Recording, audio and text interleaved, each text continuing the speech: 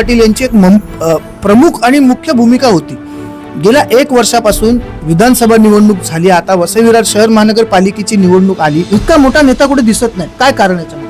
ह्या मागचं कारण ते घरातले काय वाद असतील ते आपल्याला मला काय वाटतं, कुठेतरी त्यांची कमकुवत वाटत होती का? कुठेतरी त्यांना पण डावललं गेलंय असं मला जाणवलं। म्हणजे मागच्या आमदारकीला आम्ही बोलले सुद्धा की एक सीट नानांना दिली असती तर आपल्या 3 सीट निघाल्या असती। जी बॉडी आहे याच्यात, या बॉडीनी हा सगळा पक्ष पोखरून घेतलेला आहे, त्यामुळे ग्राउंड लेवलच्या कार्यकर्त्यांपर्यंत आपा पोहोचू शकत नाही। आपा ऑफिसला म्हणजे विठ्ठलाला बडव्यांनी घेरलं असं म्हणायचं का? हो हो, विठ्ठलच आहेत आप्पा, मी आप्पाच्या विरुद्ध बोलू शकत नाही, पण त्यांना ह्या सगळ्या मधल्या लॉबीनी पोखरून काढलेलं। महाराष्ट्र न्यूज चॅनल मधून मी दीपक कोटेकर। वसई विरार शहर महानगरपालिकेचा प्रचार सुरू आहे। खरं तर ही लढत जी आहे ती भारतीय जनता पार्टी विरुद्ध बहुजन विकास आघाडी अशी आहे। बहुजन विकास आघाडी या पक्षाने गेल्या 35 वर्षापासून वसई विरार शहरामध्ये एकतर्फा राज्य केलं।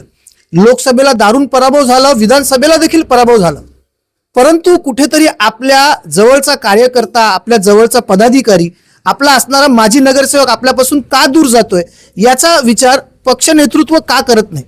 इतका मोठा पक्ष आता डबगाईला का निघालेला आहे? माझ्यासोबत यावेळेला माजी नगरसेविका आहेत, बहुजन सोडून आता ते भारतीय जनता पार्टीमध्ये गेलेले आहेत।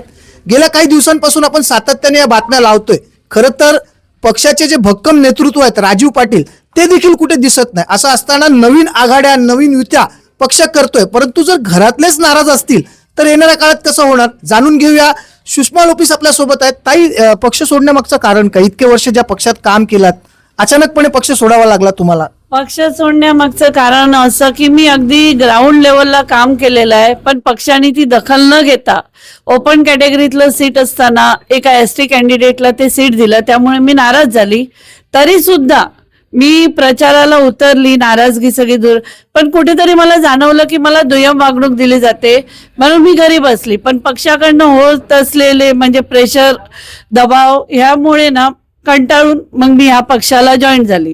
पण ह्या पक्षाला जॉईन होण्यामध्ये मी बहुजन मध्ये असताना सुद्धा या पक्षाबद्दल बघितलंय की यांची धोरणं, यांचे संकल्प सगळे नवीन आहेत, आणि दुसरे केंद्रामध्ये यांची सत्ता आहे, म्हणजे दिल्लीपासून ते तालुक्यापर्यंत ह्याच लोकांची सत्ता आहे, आणि पॉवर हे मॅटर करते। सगळी कामं आता मला करायची आहेत।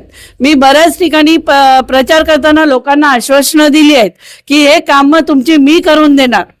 तर पैसा आणि पॉवर असेल तर काही आपण करू शकतो, ह्या उद्देशाने मी या गटात आलेली आहे। दुसरं एक, मला आमची लोक, पश्चिम पट्ट्यातली जी लोक आहेत यांची सगळी घरं अनलिगल आहेत, अनधिकृत आहेत, यांना शास्ती लागली जाते।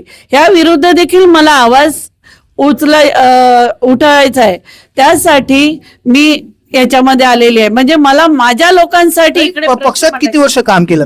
मी पक्षात 5 वर्ष नगरसेविका राहिली आहे, आणि 5 वर्ष आम्ही प्रशासकीय राजवटीत काम केलेलं आहे। अच्छा, मला एक गोष्ट सांगा, ज्या वेळेला तुम्ही पक्षात काम करत होता त्यावेळेला राजू पाटील यांची एक प्रमुख आणि मुख्य भूमिका होती। गेल्या 1 वर्षापासून विधानसभा निवडणूक झाली, आता वसई विरार शहर महानगरपालिकेची निवडणूक आली, इतका मोठा नेता कुठे दिसत नाही, काय कारण याच्यामध्ये? ह्या मागचं कारण ते घरातले काय वाद असतील ते आपल्याला, मला काय वाटतं, कुठेतरी त्यांची कमकुवत वाटत होती का? कुठेतरी त्यांना पण डावललं गेलंय असं मला जाणवलं। म्हणजे मागच्या आमदारकीला आम्ही बोलले सुद्धा की एक सीट नानांना दिली असती तर आपल्या 3 सीट निघाल्या असत्या, असं आम्ही बोलले सुद्धा। पण आता ते पक्षश्रेष्ठीचा निर्णय, तिकडे आम्ही काहीच बोलू शकत नाही, असं आहे।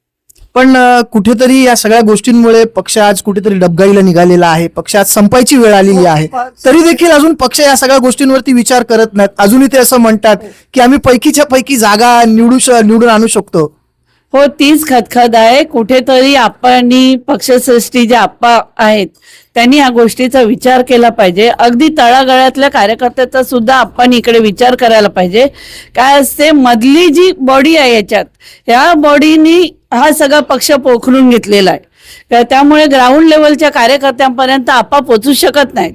आपा ऑफिसला जे विठ्ठलाला बडव्यांनी घेरलं असं म्हणायचं का? हो हो, विठ्ठलच आहेत आप्पा, मी आप्पाच्या विरुद्ध बोलू शकत नाही, पण त्यांना ह्या सगळ्या मधल्या लॉबीनी पोखरून काढलेलं आहे, आणि हा पक्ष पोखरून निघालेला आहे आणि ही जाणीव मला झाली म्हणून मी ह्या पक्षाकडे वळालेली आहे.